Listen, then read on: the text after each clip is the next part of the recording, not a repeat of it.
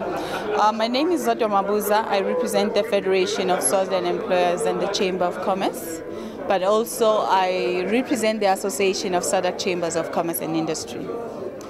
Today I attended the trade facilitation workshop that was hosted by the Southern Africa Competitiveness Hub and the World Customs Organization.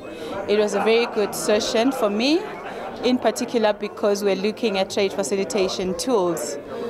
When you look at our rankings in the ease of doing business, most countries in Southern Africa, we are doing very badly there. And I think it was very thoughtful of the organizers to bring us all together. We've learned a lot from one another, in particular from Ghana, from Mozambique. South Africa is doing quite a bit, but in my view, as a major gateway to international markets, South Africa needs to engage the countries, especially those that are landlocked, for us in the region to reduce the cost of doing business, in particular the cost of transportation.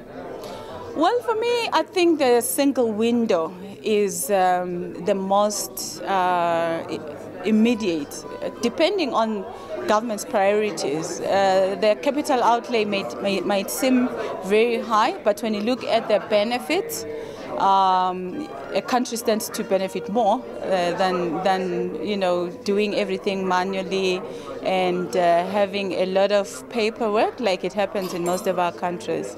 So in my view, government and the private sector, in fact, they should not look at the costs of it, but rather the benefits. And I think if we were to focus on that, we would improve our trade facilitation in the region. It is the private sector that trades, so any trade facilitation program stands to benefit the private sector, maybe even the government. But in my view, if we were to leave everything to government, we won't be moving as fast as we should.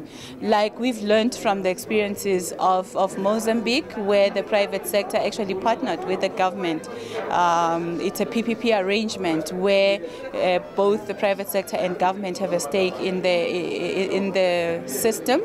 Again, when you look at what Singapore has done, it's mainly the private sector that should be driving these trade facilitation reforms.